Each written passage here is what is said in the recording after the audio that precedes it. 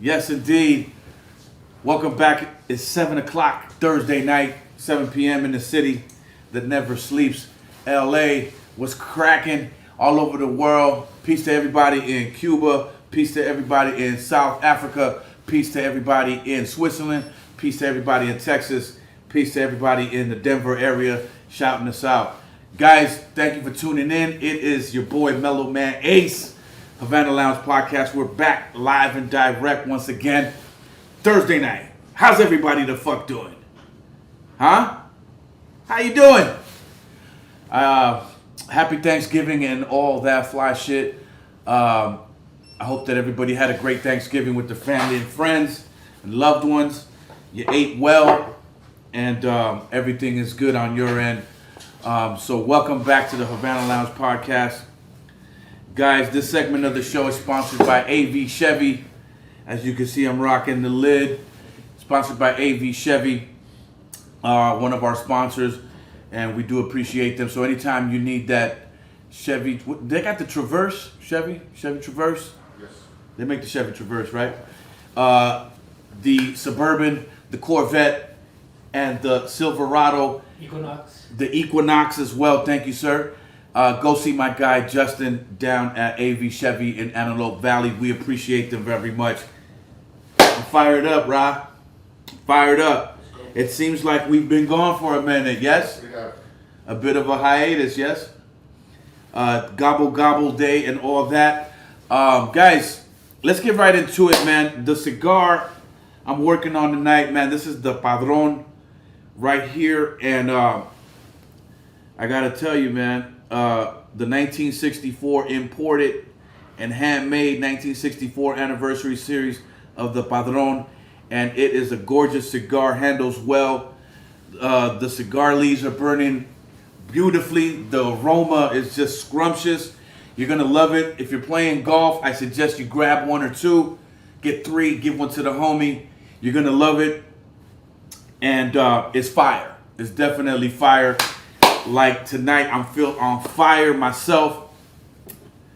So we're gonna get right into it, guys, and keep on going, man.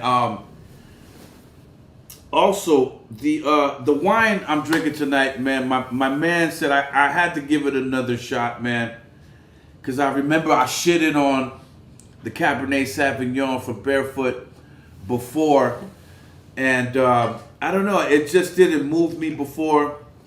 Especially next to my grapes and the things I'm doing with Havana wines. I thought this was a cheap blend. I thought they just kind of rushed it together, had some money, put it together, whatever type of thing, right? So I'm going to give it another shot tonight and see what it does. Because as I open it up, you know, the legs are strong. You know what I mean?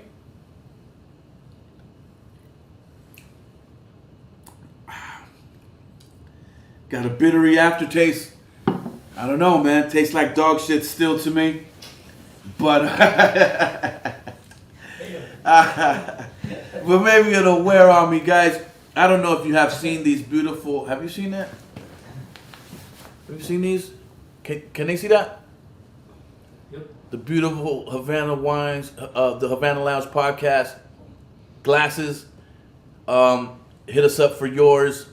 The Cash App is in the ticker below. These are great, put together by my man Ra. Brought them through one night. He's like, yo, check these out. So hit us up for those. We got the shirts popping. You know what it is. And I want to thank everybody for supporting the brand and everything that we're doing. Right now, guys, I wanted to talk a little sports, man. I had to. I have to talk a little bit of sports, man. In golf, I'm real happy to see my man Tiger Woods address the media today for the first time. Did you see that? He said, since the first time in February, since February when he had his car accident, broken leg, the whole nine. You know, he's talking again. He's out there warming up. He's out there getting loose again. And he addressed the media today on Golf Channel and all that. ESPN, and he was talking about, you know, he expects to come back and he's going to do a couple things and try to get back to playing top-notch golf with the number ones out there.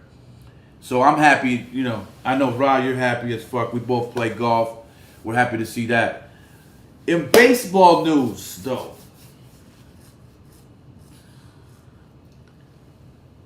my Dodgers, the fuck are you guys doing? Corey Seager signs big deal with the Texas Rangers, where careers go to die. $325 million for 10 years. I'm happy for him. If it was me, I would hope you'd be happy for me too. We're gonna miss him. But god damn, my G. We're gonna miss you, kid. We're gonna miss you. Scherzer, the fuck out of here too. Where did he go? To New York Mets? Yeah. New York Mets, eat a dick. You don't deserve the man. He's a stellar pitcher. Enough respect to him. He got his bread too. Everybody's getting bags. Everybody's getting bags. You can't hate it. Guys, I'm your boy Melllow Man Ace. This is Thursday night after 7 p.m. My man Carmelo Alvarez of the Radiotron is in the place to be. I'm going to take a short break. I want you to get your blizzy ready. I want you to get your wine ready. Because we're going to go case by case with the OG. When I come back from break at 2 and 2. Peace.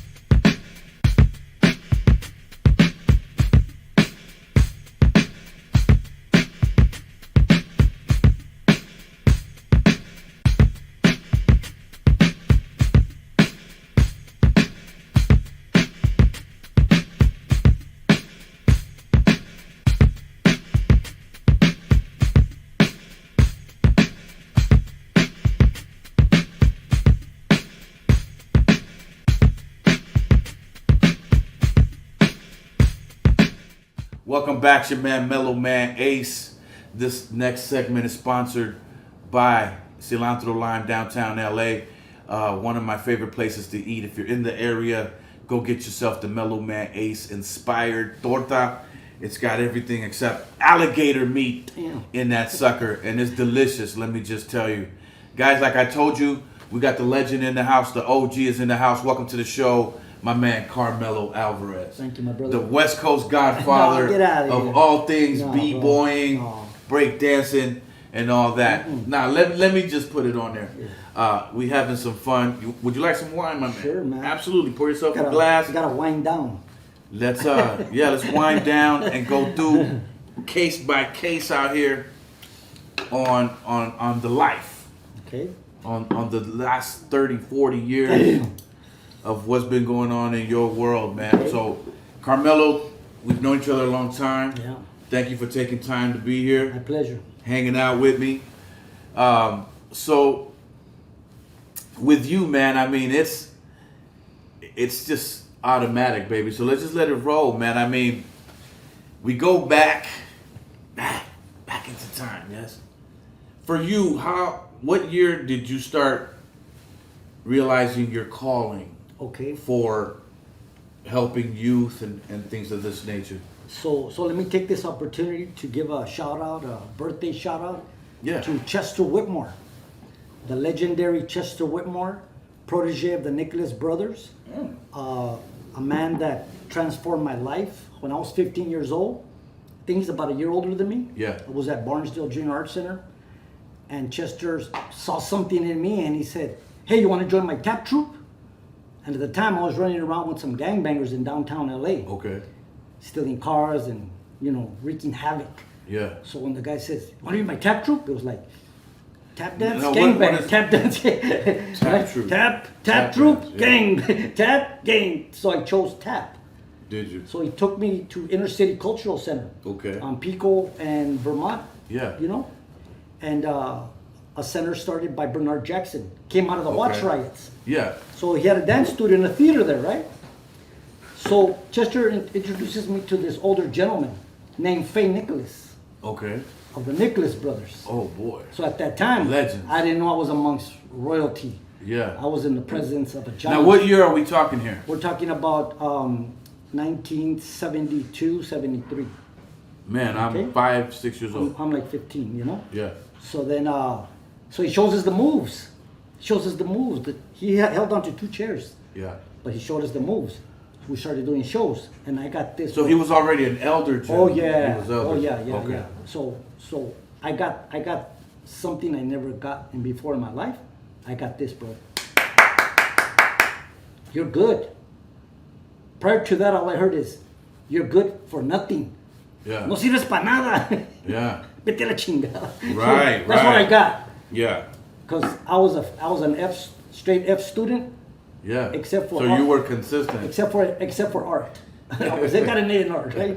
So my destiny was clear. So I became a tap dancer. Then I auditioned for a dance company, and I toured as a ragtime dancer.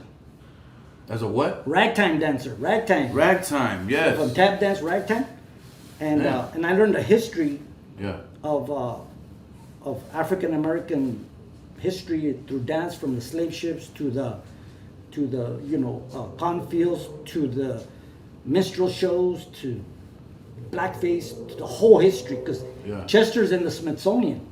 He's a historian of black culture, Yeah. and he's not only a tap dancer. He's an orchestra leader, and he's also the king of swing.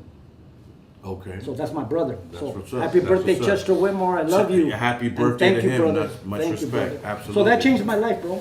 So Yeah. then I started auditioning for movies. That's when Walking Proud with Robbie Benson came out.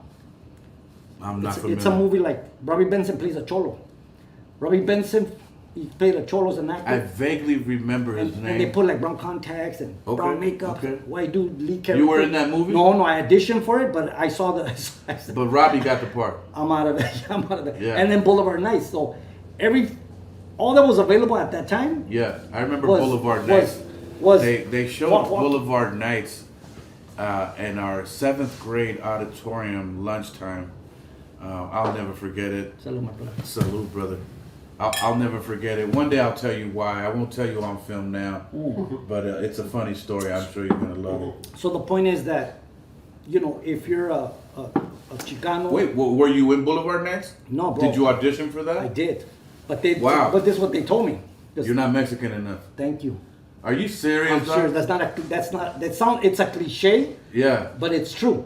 They go, Wow. can you sound more Mexican? Yeah, you know what? That happened to me recently, about 2 years ago. They were looking for a Cuban guy to play the father of a daughter. I go in and start talking about. They said you're not Cuban enough. Oye, chico, So- ¿qué No, I did all that. But they were like, Not nah, enough. you're not Cuban enough. But anyway, go ahead. So then, she said, oh, do you want me to talk like this? And they go, yeah. Oh. And I'm like, chale. Yeah. And I'm out. No sellout, no sellout. The scripts, all those, they're all the same story, bro. Yeah. The gang, the revenge, Yeah. The same, one guy that gets killed. Same narrative, right? So then, Yeah. I'm always doing tap, musicals, Crenshaw Boulevard. Come on, bro, you know? But then you think, like, how many jobs are there for a Chicano tap dancer? Like, how do you make a living? Right. So I literally, like, I was hanging off of the freeway overpass in Hollywood. Like, You're not gonna commit suicide or nothing. Yeah, right? I was You hanging. were? I was hanging off the because. Or were you gonna? No, I was hanging. You were I was really jump. gonna do yeah, it? because Yo. I had enough, bro. It was like Hold up. so many things. Look, I had to remove out of my house. Yeah. Couldn't get work. There's work. Oh yeah, there's always work. But Yeah. is there work for the thing you love? Is there Right. work? Can you eat from your gift? Yeah. Can you eat from your talent? Absolutely. From your God-given talent? Can you Yeah. eat from that? Mm-hmm. So then I said, God, what do you want me to do? You give me talent, but I can't eat from it. God put in my heart, use your talents. I heard these words, bro. It's a big responsibility. And save the children. And I'm like, I can't even save myself. And then God's like, well, why'd you ask me? Oh shit, okay, I get it. Because if you don't want to if you don't want to hear the answer, don't ask. So you were a religious guy even at that time. I wasn't religious. As a young man. I wasn't. No, but I always had a conversation. You had a spiritual. I always had conversations. awakening. I still today. Yeah. I made it here all the way talking to God. I didn't have no radio. I was like, God, help me get through. Help me get through on time. Yeah, help yeah, me. no. And I made it on time. The good thing is that this is hip hop. But I This don't is know, bro. The entertainment. point is, we own everything. it's showbiz, so there bro. are no clocks to Listen, punch. So it's even showbiz. my point is, I'm that old school, bro. Even I'm if you would I'm have old been school. late, dog, I'm for old you, school. No. it's no big deal. Okay, You know all you what I guys, mean? all you Just hearing rest this, assured. all you hearing this, when you have a show, be on time or Yeah, early. no. Or now, early. Okay. I'm that way if I'm getting paid. You best Well, believe it ain't even I'll be if there you're on getting time. paid because that might lead to getting paid. No. My point for telling you is not only are we family, I wanted you to know that wouldn't have been an issue. Okay, you know thank what you. I I mean? You're appreciate my that, bro. hermano, my Yeah, carnal, yeah. my big brother. You know what I mean? So anyway, this is what I did. So Okay. God put that in my heart, used my talents to serve the youth, and I climbed off the freeway and I walked to Red Shield Youth Center on 11th and Union.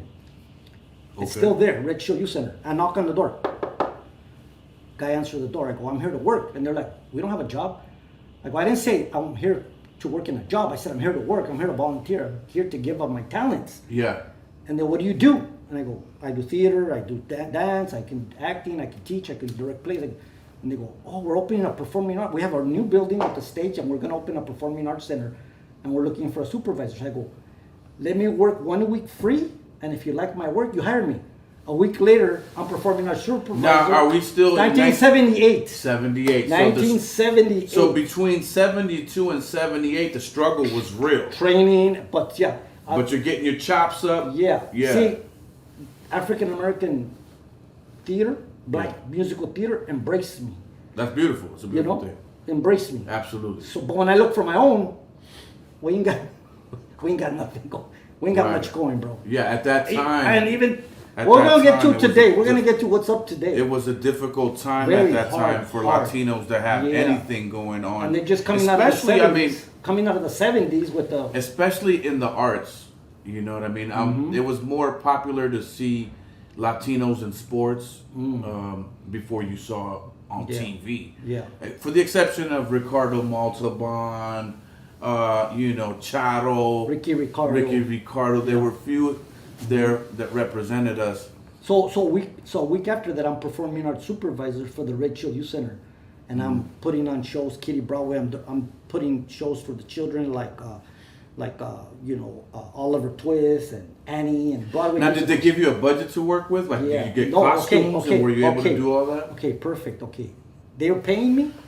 They hired me, so I had the mothers sewing the costumes. Okay. I had the fathers from the community building the sets. And Just being resourceful. And then my sister did the makeup. Yeah. And that's You how were- you were being and that's resourceful. how we did it. And then Yeah. I rented one spotlight, because then I couldn't rent a bunch of lights.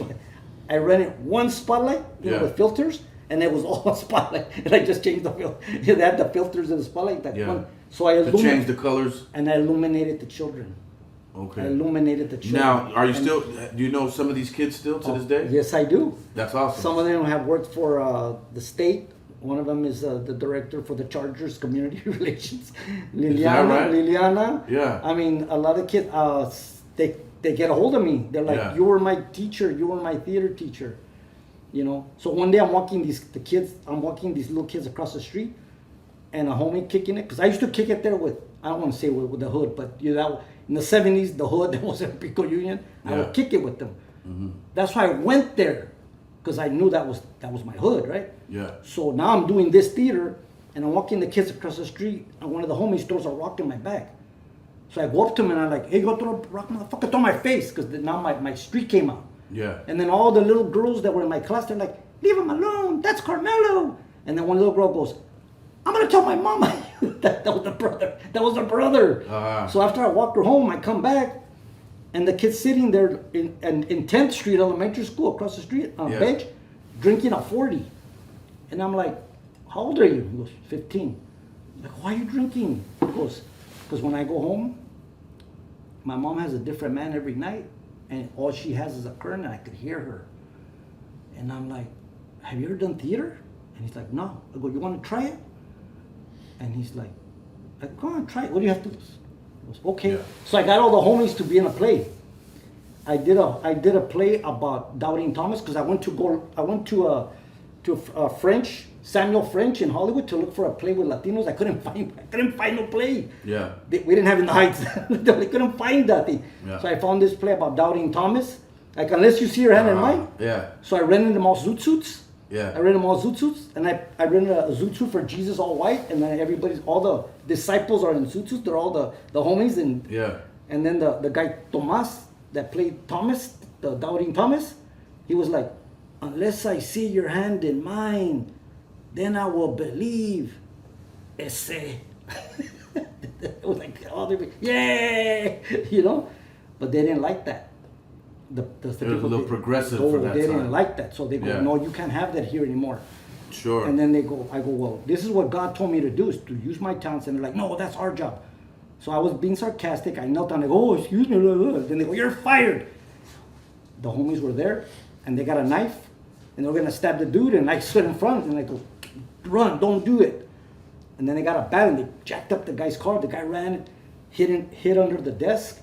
I went to their headquarters. Wait, they're gonna kill this guy if you don't move him from there. So they came and they found him under the desk. So then I go, okay, I'll finish the show, but I'm not getting paid, because I'm not gonna take your money. That's not right. These are the kids that need it. That's my first time I'm working and doing intervention with teenagers. Because I went from children, now teenagers in the hood, first intervention, which is really my true calling. Gotcha. So now it's gonna make sense why I do what I do. Okay. Even today. Gotcha. So that's the root of how I started doing that. Amazing. Okay. Yeah. It was there, and then on the way there, I would take the bus there. On Hoover and Pico, there was a theater called Fiesta. It was an old porno theater. Yeah. And it kept calling me, and I was like, oh no, it kept calling me. So after dealing with that, I went and knocked on the door. I go, hey, I'm interested in buying this theater. I have no money, but I'm interested in buying this theater. Yeah. Well, who are you? And I gave my resume, and then the lady goes, well, let me talk to the owner. And I go, yeah, I'm working with the CRA. And I wasn't working with the CRA. Yeah. Then I went to the CRA, I go, hey, if a guy calls you, tell him I'm working. If a guy calls you, tell him I'm working here, So then the owner goes, why should I give it to the city? You do it. And give me a budget. So I gave him a budget like $5,000. Yeah. And he gave me the money. I hired the guys that were selling the mota in front right there. At that time, it was now we're talking 1979, right? Yeah. So then the guy selling the weed outside, I got them painting the theater. And I created a variety theater, Teatro Fiesta. And I booked artists, a comedy troupe. I did all that, right? Mm-hmm. And then something told me, go to New York. Okay. So then I just always wanted to go to New York, right? So I bought a one-way ticket to New York and a suitcase and $100. So I went to New York, and I from the 5,000, you had 100 left, and you jammed. Well, there was another little part where I rented an apartment, and the girl that that got me the spot. She thought I wanted, get involved with her. I didn't, and Gotcha, blah, blah, blah. The drama, the backstage drama. That's why my motto is keep the drama on stage. Yeah. Because there's going to be drama if you don't keep it on stage. So yeah, I had to get out. Keep the drama on the stage, people. Keep the drama on stage. The moral of that story, yes. So then I went to New York, and I ended up getting managing a coffee house showcase at a dorm. Coffee house showcase. Yeah. What was that all about? Okay, on 34th and 8th Street in Manhattan. Yeah. Like across from what is the big Times Square. No. The big stadium would have concerts. Madison Garden. Madison okay, Square right, Garden. right, catty corner, right. MSG. This was the YMCA Sloan House International, where they housed all the art students from all the art schools in New York. It was a housing for art students. Yeah. So they needed somebody for the students to run a little showcase. So in exchange for them giving me a room, I coordinate the showcase. Yeah. And I did showcase. And out of there, I produced the Diary of a Madman off of Broadway in Soho. Yeah. And I produced a performing arts troupe called Abstract Jam. And I saw breaking in 1980 for the first time on Fifth Avenue. They had a ghetto blaster cardboard and kids were dancing. That's the first time. Because when I left LA, I never saw breaking. I saw popping and roboting. Yeah. But I didn't see breaking. Locking. But I saw in New York. You saw the B-boys. Yeah. Yeah. So I was 3 years there. By 1983, my sister calls me and she goes, "We're opening a performing arts academy and we're looking for a director." And she was with, she had married Trinidad Silva, who was Froggy in Colors. Okay. So he was married to my sister. I introduced him, right? He was my friend. I brought him home one day. I brought him home one day for Thanksgiving. Yeah. Because he didn't have family here. And him and my sister made a connection, right? So now they're calling me, "Hey, come back." And then I said, "You know what? I'm a little homesick, and the Olympics are coming to LA."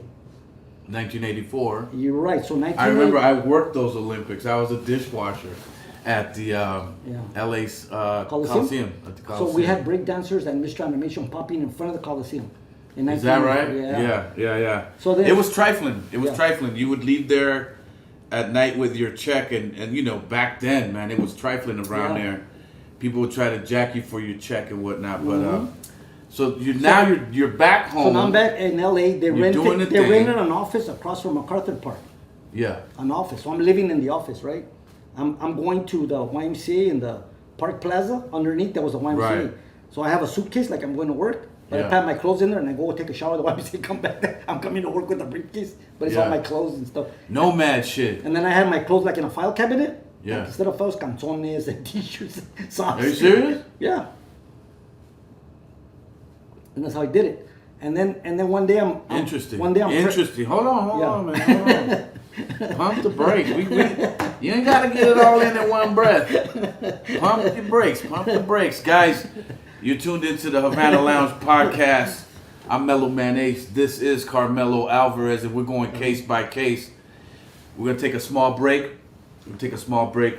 And we'll be right back in 2 minutes, 2 seconds. All right, keep it locked.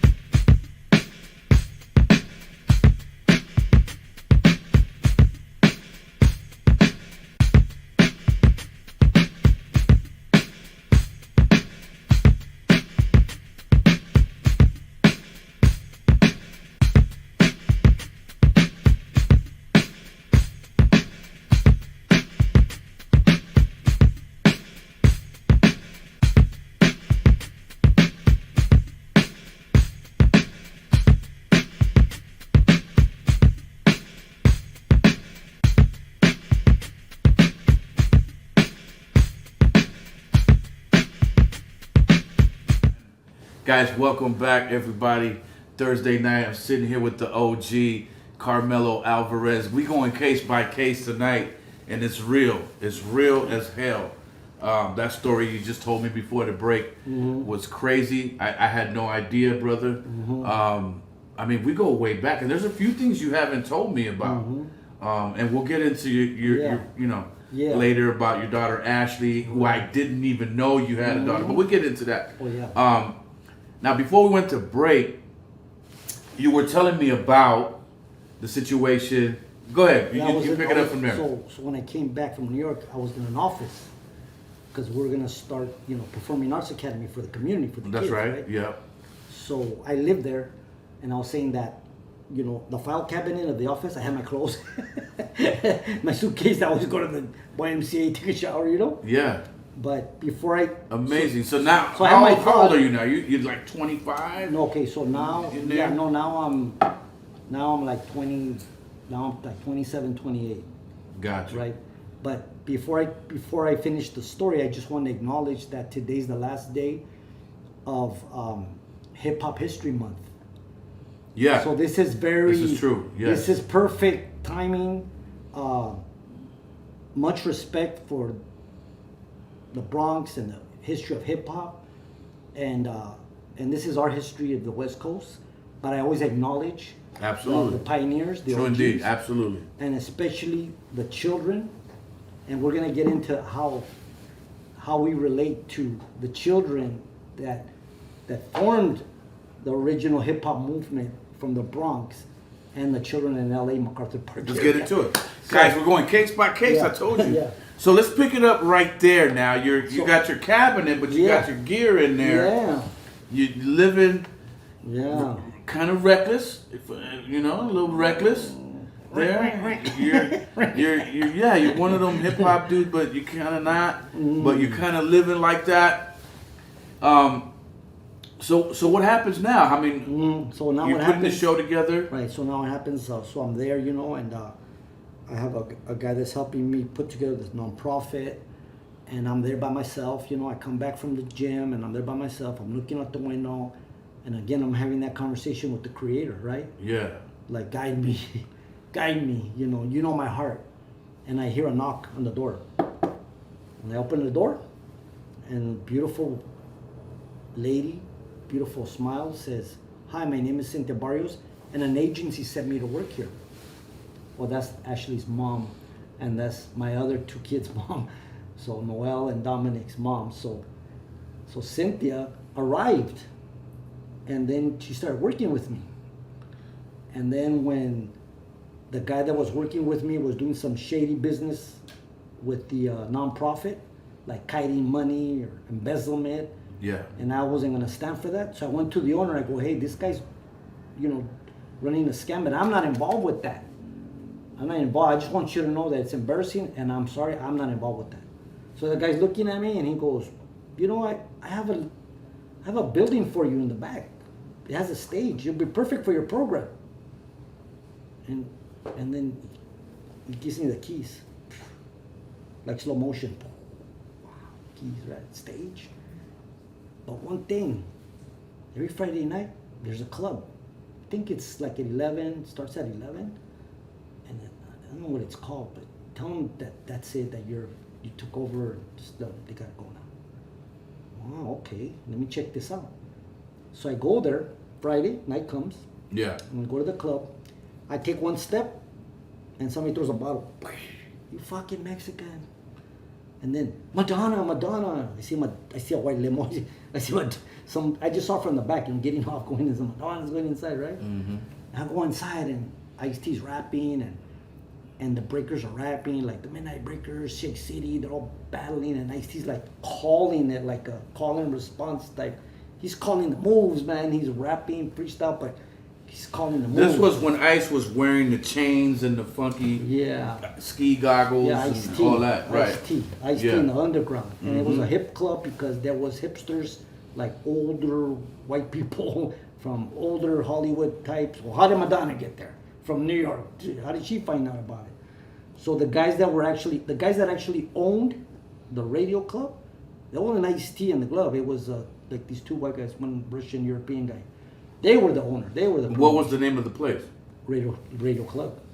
Radio Club. Radio Club. Okay. That was the name of it. Radio Club. So when I saw it, I loved it because I'm coming out of the 60s and 70s of the free love movement, which is you're free to love who you want. So I grew up in an era where you saw like a white girl with a black guy, you saw a Latino with an Asian. It was a movement, you know, what they call the hippie movement. And then before that, it was the beatnik movement, like Kerouac and Alice Ginsberg, like where poets would rap to bongo drums, Yeah. and they would clap like that. Look at the similarities of freestyle poetry with bongos, but then with hip hop became electric beats. Yeah. The electric beats replaced the bongos, you know? But same concept of freestyle rapping, poetry flowing. Yeah. And then before that, it was the bebop movement, the jazz, like straight up jazz, you know, Dizzy Gillespie and, you know, all the jazz greats, you know, where they would be like, they'd have a beat, like a bass, but they improvise on top of that. Yeah. So these are the roots and the foundations of the cultural movements that went from the bebop to the beatnik to the hippie to the hip hop. And I recognized that, I saw it, I knew what it was, and I acknowledged it. And I went to the owner and I go, hey, it's a good thing, let him stay. Let him stay. And he goes, okay, well, you know, you handle it, and whatever they pay you, you pay me that rent. I said, okay. So I went to the guy, you know, I go, hey, good news. The owner said you could stay. And he's like, fuck that, you know. And he leaves, you know. He went to the owner and said, I'll give you 3 times whatever Carmelo's paying you. I wasn't paying him nothing. I had no money. You can't pay, you know. So it wasn't about, for the owner, it wasn't about the money. Right. He had to get rid of that club because they had already been infiltrated by the vice. He had heat. The owner had heat, right? Gotcha. So he'd rather have a nice community thing with the youth than that, you know? So, okay. Kind of set me up. Okay, so because now, he made me the bad guy to go over there and tell so him that, you know? if I'm following correctly, so now you let them stay there. Yeah, but the guy didn't want to stay. He told me to. The white guy from Europe, this guy, Yeah, he told me to F off, and he didn't want to stay. he didn't want to stay. No, he wanted me to leave and him take over. He didn't want to work with me. He was like, fuck you, you know. So then so after he left, about a few minutes later, there's a lot of knocks on this. There's a lot of knocks on the door in this story. Okay, right? okay. So there's another knock on the door. I open the door, and there's these thugs, like these big black dudes. Hey, you fucking Mexican, take out the trash and sweep this shit up. Like they thought. That's how they addressed you? Yeah, they thought they were gonna muscle in because they Yeah. thought, oh, little Mexican. They don't know I grew up in the neighborhood. I grew up in the neighborhood, bro. You know how we do. You don't get punked. I don't care how small you are, or short. You're raza. You're like, you know, fuck you. Yeah. Get the fuck out of here, man. Fuck you. Get the fuck out of here right now, motherfuckers. Get the fuck out of here. And then they all leave. They go, oh shit, this little guy's tough. They're gonna work. And then they leave. Then about a few minutes later, another knock on the door. And I open the door. So why do? Hey, who in the hell has this place? We're trying to make a movie. We've been negotiating with this guy that says that's his club, and he has the bill. I go, no. And I had my manila folder because the owner gave me paperwork. Mr. Alvarez, we're trying to make a movie here, Breaking. I'm from Canon Films.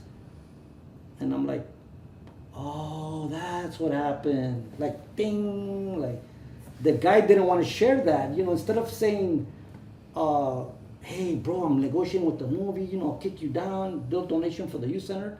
But the guy wanted everything. He wanted it all, right?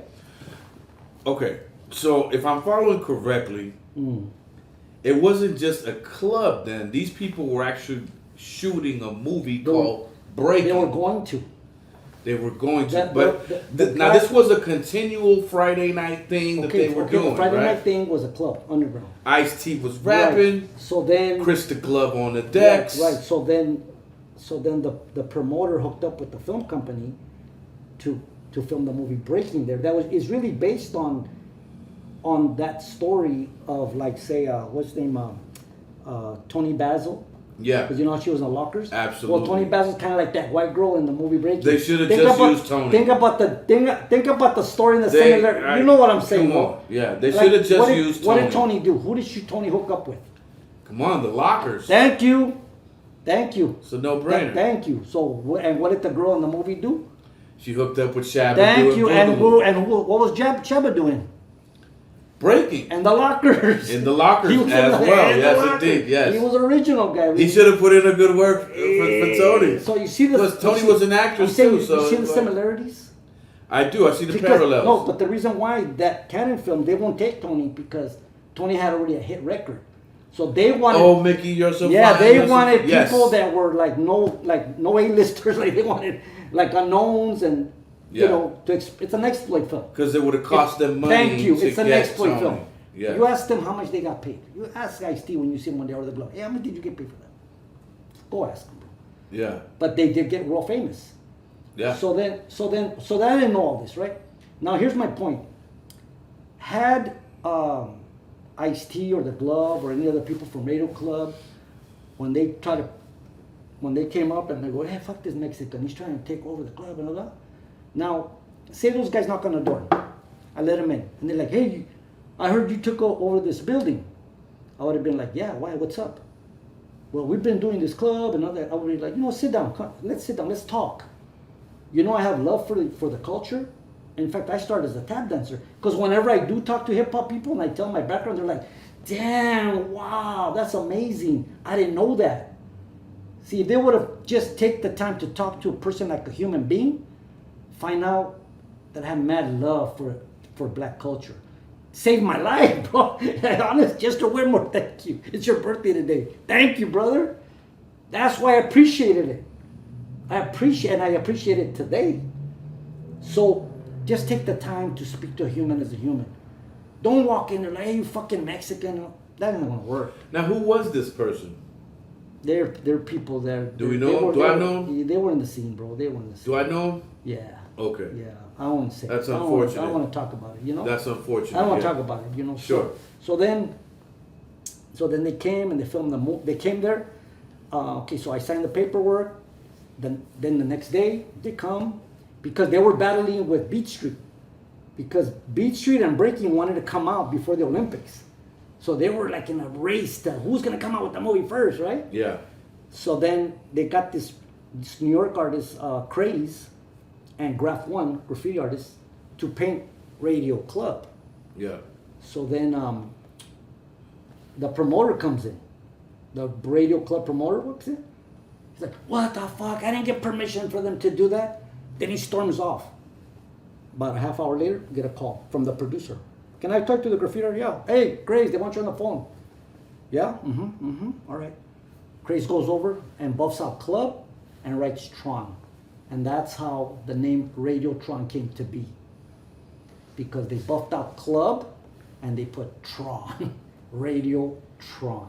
If you look at the graphic, a picture of Radiotron, and you kind of blow it up around the edges, you see a little buff paint right there. Because before that it said Radio Club. Right on. And then they put Tron, and that's how Radiotron was born. Got you. So then now I'm there, they're filming. Here comes Ice-T, here comes Boogaloo Shredder, here comes Puppet Taco, here comes the whole crew, right? They're all shooting the film there, blah, blah, blah. And then they finish, and they're like buckets of paint, like gray paint. And the crew's ready to stop. Stop right there. Because, thank you, they painted my center, you know, nice, beautiful. From all painted, like all drab, beautiful. Graffiti art, beautiful, right? Just let it, no, don't worry. Just leave it alone. Yeah. Okay, so then the film company leaves. Another knock on the door, but this is a little knock. I open the door, it's a little kid. Hey, mister, can we break in there? I'm like, yeah. And I said, what's your name? Gizmo. Gizmo from the Hungry Breakers.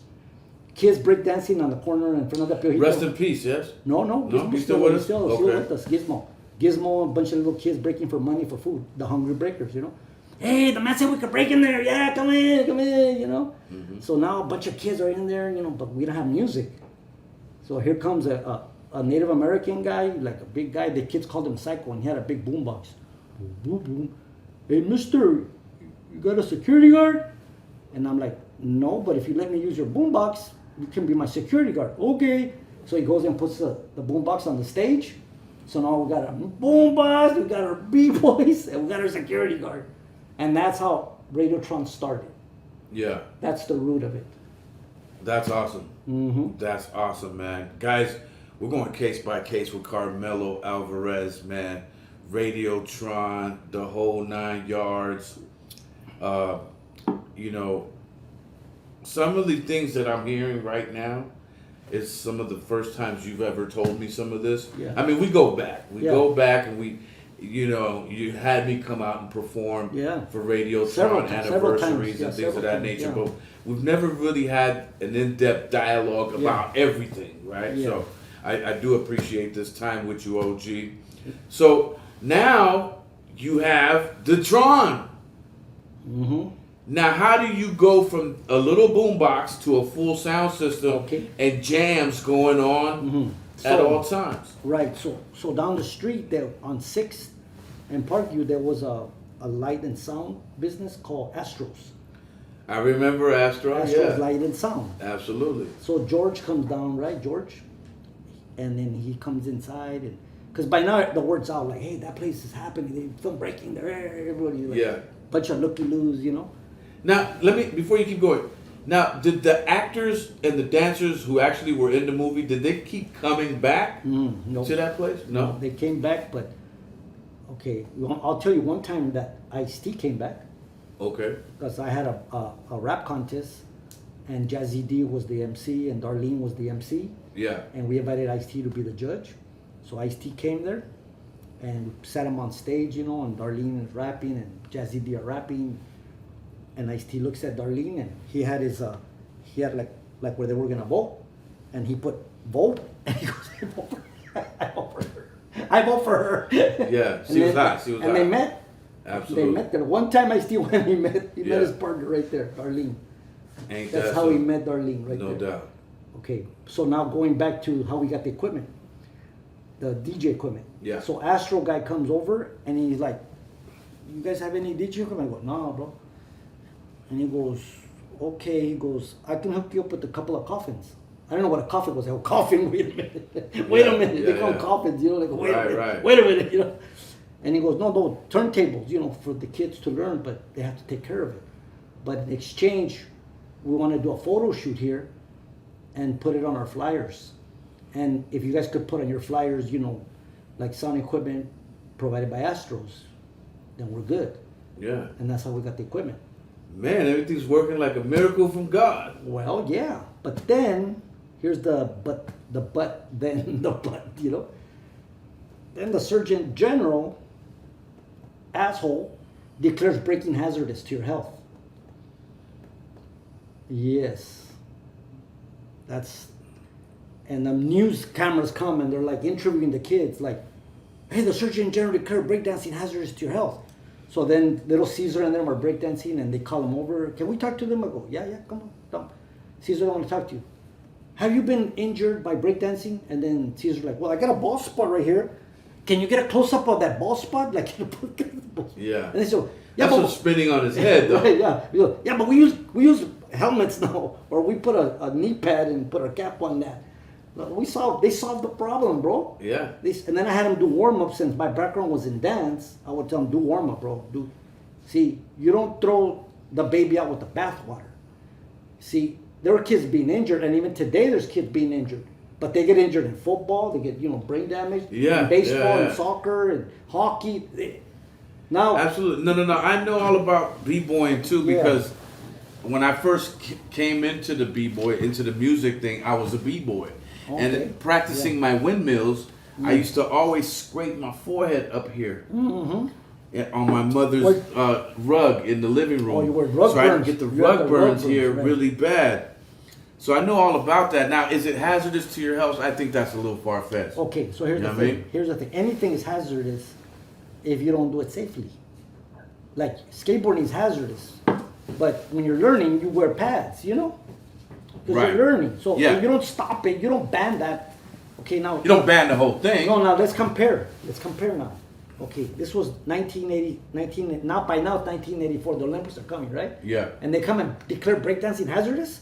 So everybody that I was rallying to support, like be on the board of a nonprofit and help me raise money, Yeah. everybody bailed. The city bailed. The city banned hip hop from all city buildings. the city passed an ordinance banning teen clubs.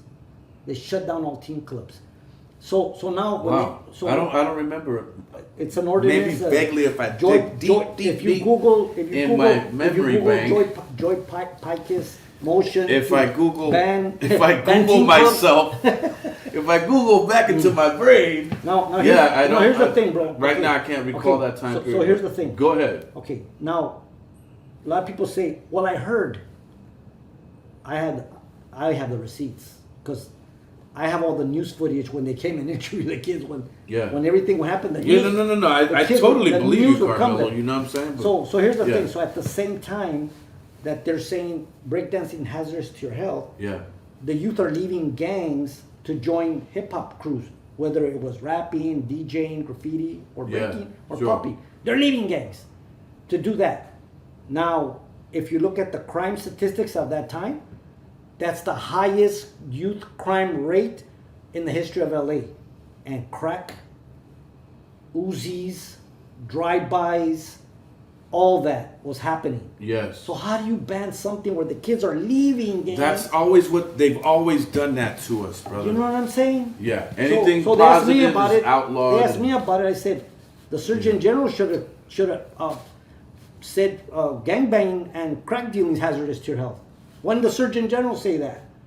Well, yeah. While you're at it, you may as well throw the NFL football in there because you get cracked. Yeah. Yeah. So yeah, things were coming, but then a lot of barriers, a lot of obstacles, a lot of challenges, where now nobody's going to back you because of liability.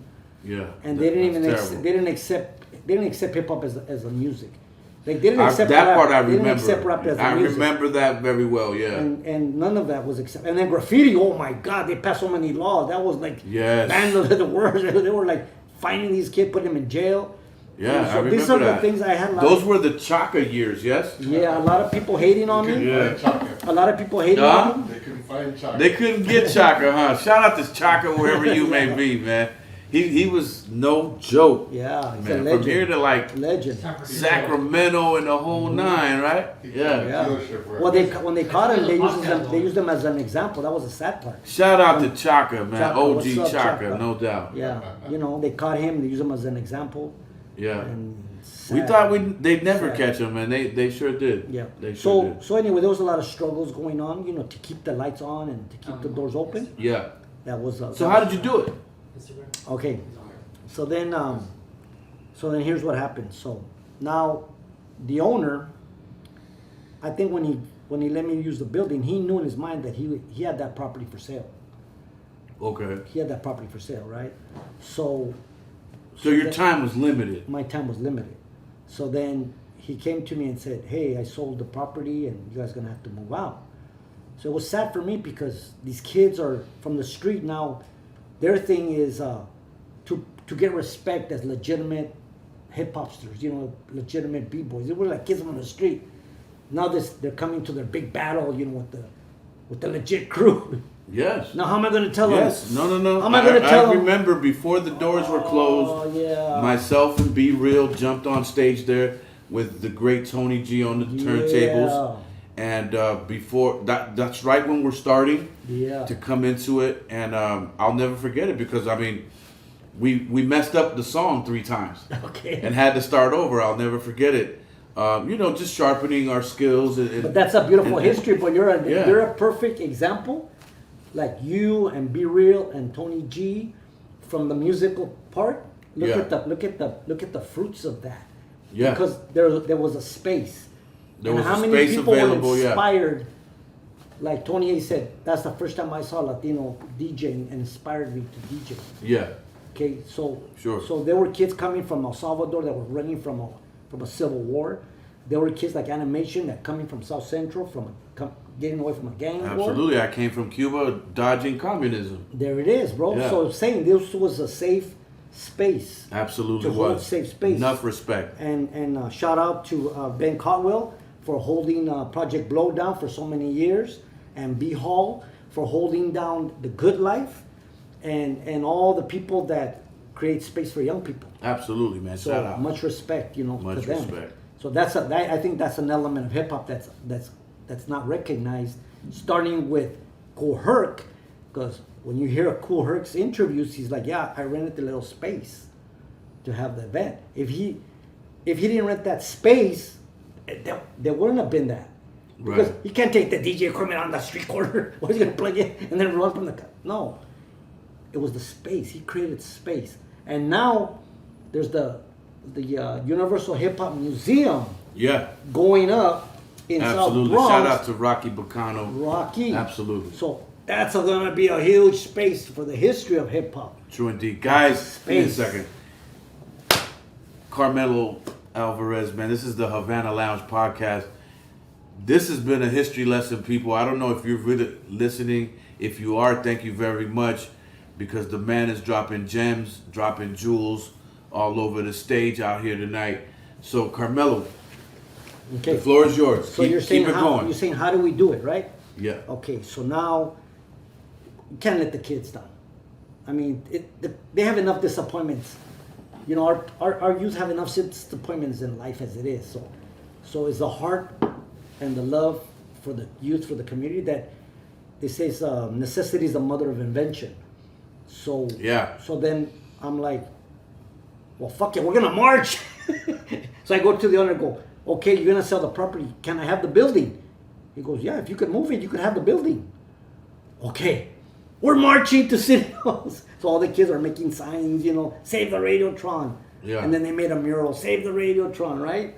So now we're all marching to City Hall. Now I have my little baby, little Noel. Yeah. And I want the stroller and save the Radiotron, marching from Radiotron to City Hall. We walked Yeah. and marched, right? Amazing. And then we get to City Hall, and we had already given I had sent out press release, and I had notified the city council and the mayor Yeah. that we're marching. And the kids are saying, let us dance, let us make art. Those are the demands? Wow. You can't provide that?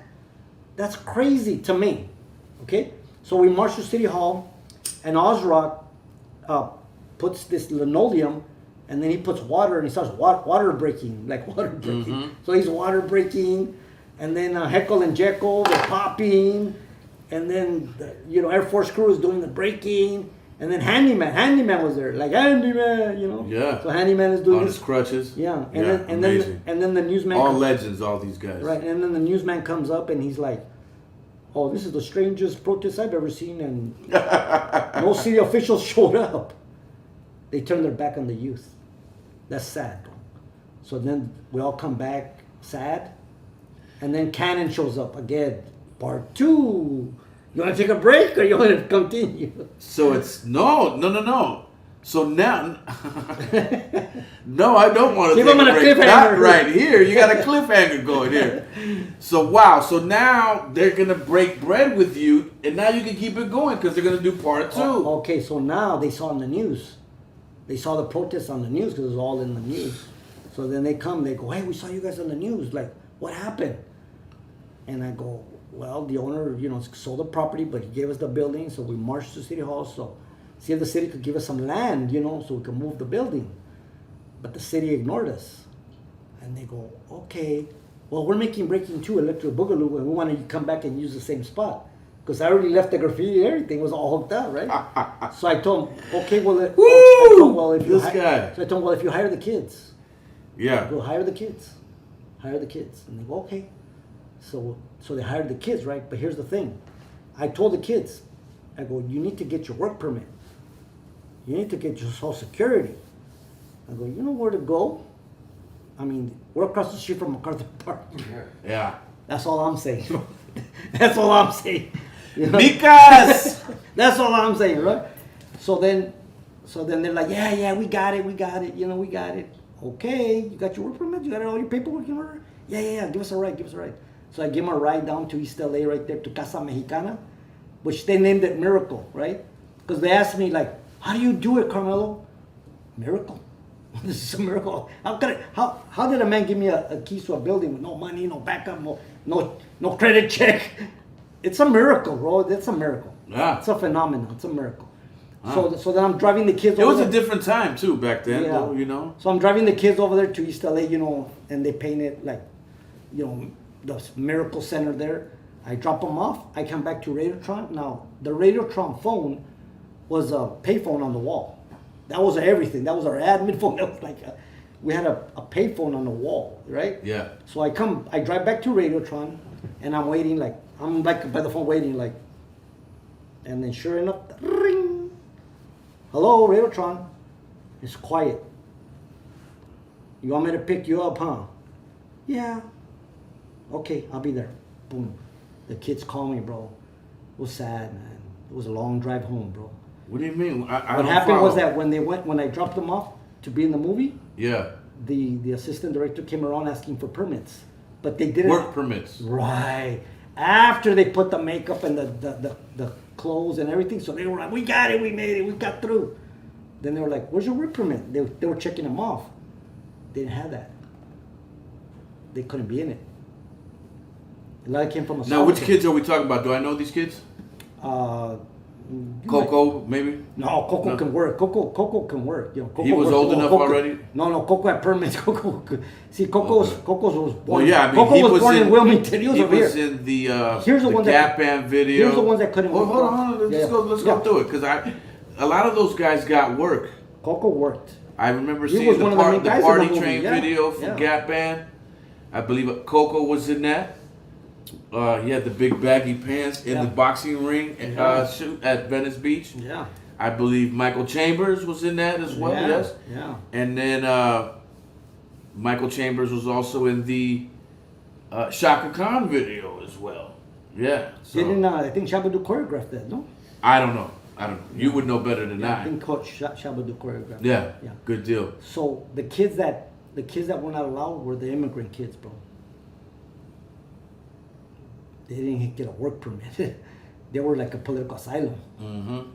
They don't include work permit. Political asylum doesn't have work, Yeah. not a work visa. So they couldn't even get a work permit, bro. Even if they had Terrible. gone to the school, they couldn't get it. They were in a refugee, like in a political asylum visa when they came fleeing the war, the civil war in El Salvador. Yeah. So there's not a work permit.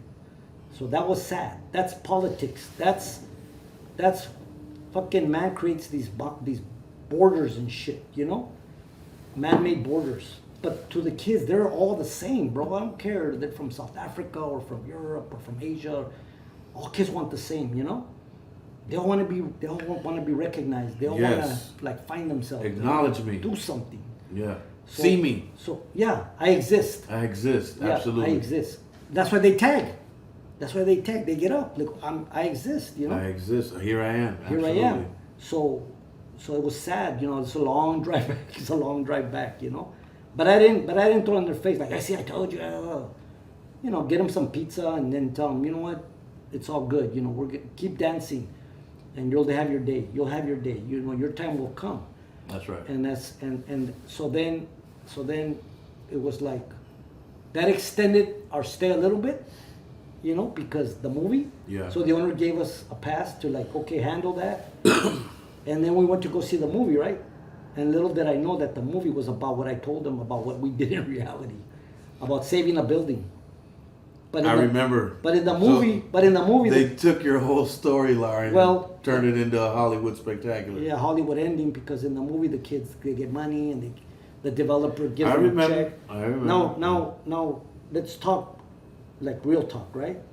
Say the movie Breaking, it cost $2 million.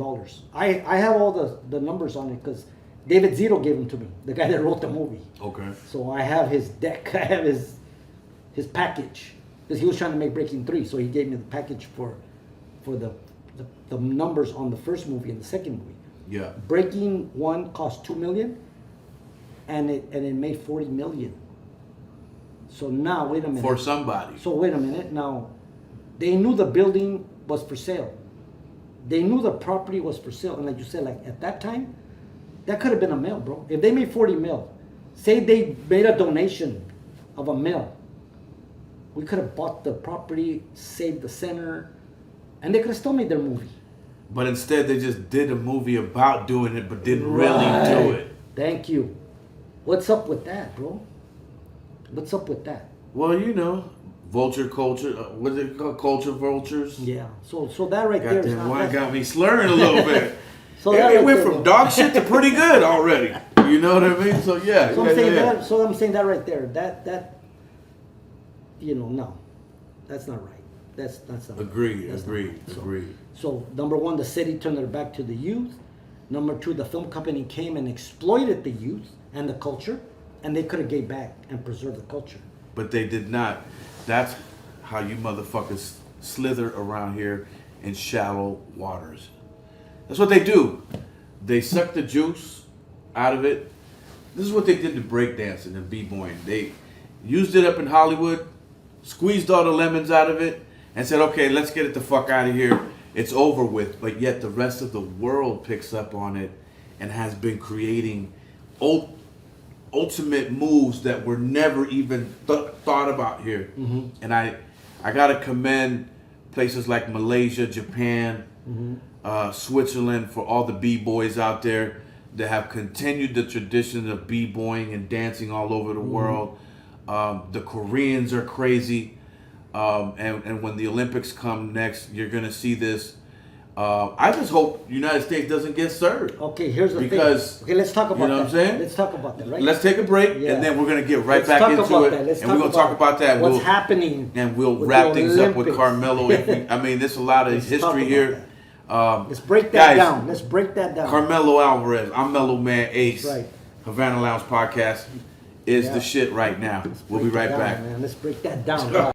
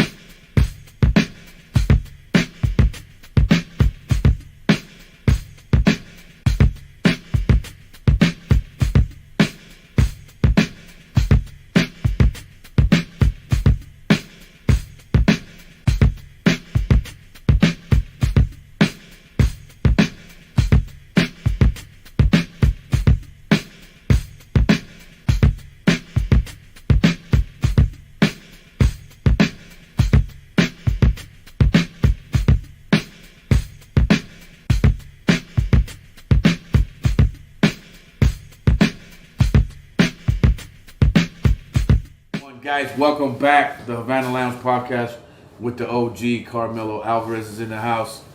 This last segment of the show is brought to you by Daily Ads. If you need to fly billboard for your album cover or whatever you got going on, your business, hit up my guy Damon Lee over at Daily Ads. He is on Instagram. Just look up Daily Ads and it'll come right up, all right? Shout out to my man Damon Lee. So Carmelo, let's get into it. Let's Yeah. get into it, because this is about to get hectic. Man. All right, This let's is- talk this about is- it. This is what's happening now. I had mentioned that in 1984, when the Olympics came to LA, Yeah, and the Surgeon General declares breakdancing hazardous to your health. correct, yeah. But yet, at the closing ceremony of the Olympics, LA Breakers representing the first, I remember that, the first time that breaking was televised around the world. Okay, then after that, breaking had like a little lull, but I'll go to where like breaking from the Bronx, how they created like the up rock. Wait a minute, now I might have to step in here. Yeah. Because I remember seeing the Ronald Reagan inauguration. Now, was that after They had New York City Breakers on there. Right.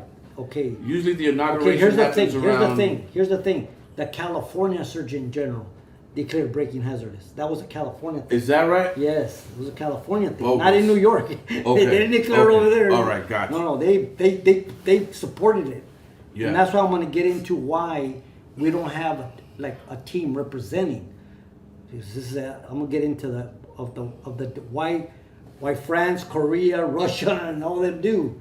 I'm going to get into that. But wait a minute? Are you telling me that in the Olympics coming up, the United States won't have a break dance crew? The United States right now, they're at break camp as we speak.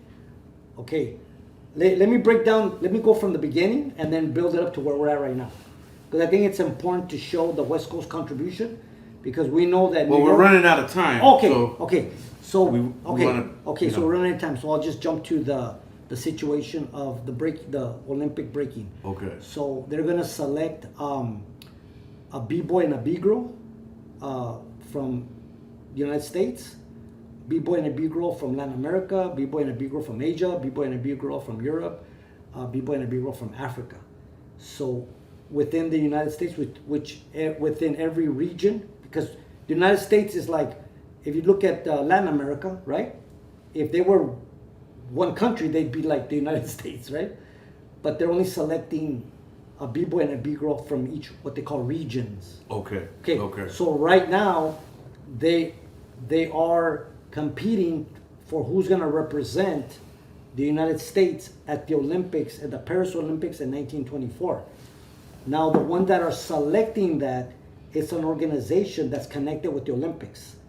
And it's an organization that has the infrastructure like breakdancing, USA Olympics, and it's a ballroom organization. A lot of people say, yeah, but ballroom, what does that have to do with breaking? No, they're gonna select judges that know breaking, like old school b-boys. Okay.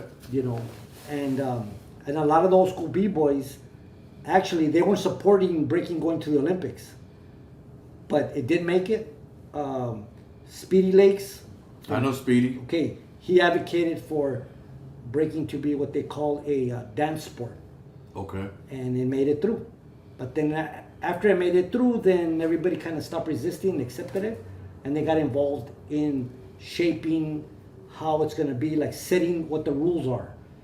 Like saying, judge them on up rocking, 6-step, floor moves, and then air moves. Okay. So what I was going to say that the biggest contribution to breaking from the West Coast was air moves. That's what you have the Air Force crew. Right. So on the air, but the original ones was the up rock, the floor moves, the 6-step. That's old school. That's the OG. The foundation, New York, the fundamentals. rock state Absolutely. crew. Now, why is it that Korea has the top breakdancers and France, they also lobbied to have it in the Olympics, because the Olympics was going to be in France. So the French have amazing breakers in Russia, Korea, even Africa. Now, here's another thing that I think is good about it, is that for me, it's my poetic justice when they declare breakdancing hazardous. Now, for me to see it in the Olympics, for me, that's poetic justice. Absolutely is. You know? And here's absolutely. Now, when the Radiotron was open, we had one B-girl, Yvonne. Now, there's B-girls, some of the top B-girls from India, even from Iran, even struggling in countries where they don't allow women to, they don't even want women to do that, but that's just more credit to their struggle and their courage to persist and represent B-girls. And I'm glad that they're gonna have a B-boy and a B-girl from every region of the world to compete for the Olympics. Yes. So that's a big plus that I think. Now, why is it that the United States, and especially Los Angeles, why don't we have more people representing when a lot of the air moves were created here? Because we don't have spaces. Where's the training center? Where do we go? Where's the training center? Show me the street.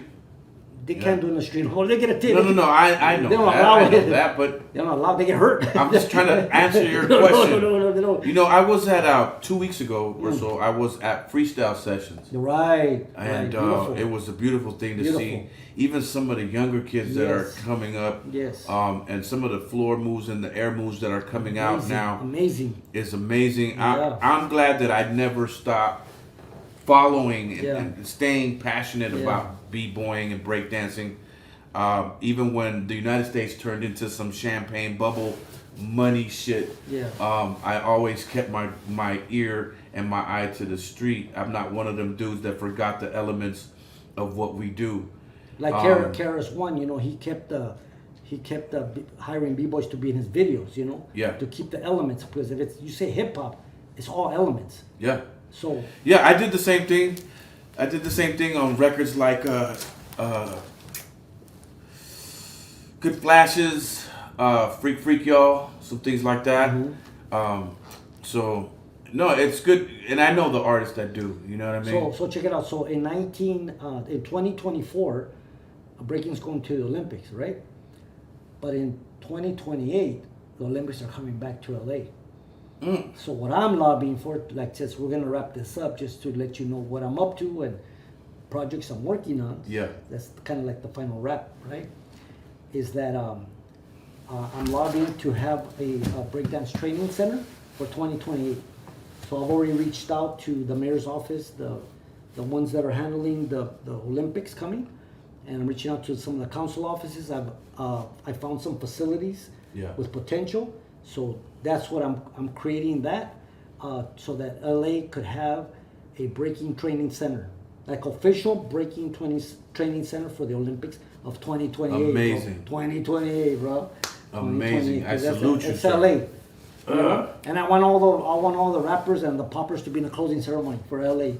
We gotta handle that show, bro. We gotta represent. Got to be there. We gotta do the show, man. Let's do the final show. Yeah, you know? I think I'll be 62. But you'll then. still be rapping. I'll be 62. You'll still be rapping. Wait, in 2028. Yeah. Damn. You'll still be rapping.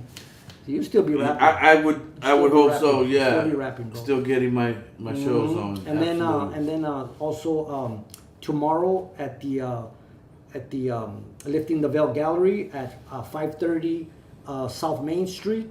That's Main and 5th Street. Prime, an OG great graph artist that came out of Radiotron. He's having an art exhibit there. Say that again, right to the camera. So tomorrow night at the Lifting Veil Gallery at 5:30 South Main Street. That's on 5th and Main. Prime and Big Sleeps are having an art exhibit there. So come check it out. Or also I have it posted on radio.la or Carmelo_LUV. And you can find the flyers there. I'll post them again for all of you. Come and support Prime Big Sleeps. And then on Thursday night at the same gallery, we're going to have Willpower and Warlock popping there. We have some B-Girls coming down. Cut Chemist is DJing. And Mir is doing some live painting there. Rope it, so you're all invited to that spot. It's a new venue, downtown LA. Yeah. Check it out. So we're doing that. And then also talking about my daughter that you interviewed recently. Well, she helped me write my story. Yeah. So we're going to be creating... it's good to see that the apple didn't fall far from the tree on that one. Because, see, I didn't even know you had a daughter. And I've known you for, around and amongst about 20, 25, 30 years. But it's something that you never spoke of. Well, I always try to shield my kids, from that, because it's crazy how now as I'm an elder, and the seeds that I planted are giving fruit. But during the time of the struggle, we lost a house, we lost places. It was hard for the kids. Yeah. So I always try to protect them. Yeah. So I kept them kind of on the down low, protecting them. But my daughter came out when COVID happened. She reached out to me because they go, hey, check in on the elders. Hey, Dad, how you doing? With the COVID thing. I go, I'm good. Let's get together. So we got together, and she expressed to me she thought I love the kids I work with more than her, and I'm like, no. I love my kids, but it's my work. I love the kids I work with too, but there's no like I love them more. I don't love them more. Sure. Right? So I said, okay, I can't change the past, and I'm sorry if I wasn't a great dad, but what can we do from here forward? That's right. So then she hosted one of the Radiotron anniversaries. Shout out to Ashley Alvarez. Ashley, and then I said, hey, I'm working on this. I'm working on a film script about my story. Are you down to write? And she goes, yeah, let's do it. And it's great that she's writing with me because she brings in the woman's perspective that sometimes we as men don't see. And we need that balance. So in the process, the beautiful thing is that it's been cathartic, meaning we've been healing our relationships. Amazing. In the process of writing. Yeah. So that's what we're doing. So love you, mija. Love you, all my kids. Shout out to all my children. And my mom, Mama Breaker, that was a #1 volunteer at Radiotron. She's 86 years old. And Amazing. I'll be having Shout out to moms. yeah, Shout out to moms. I'll be taking her to the Walker Convention tomorrow at Denny's in Whittier.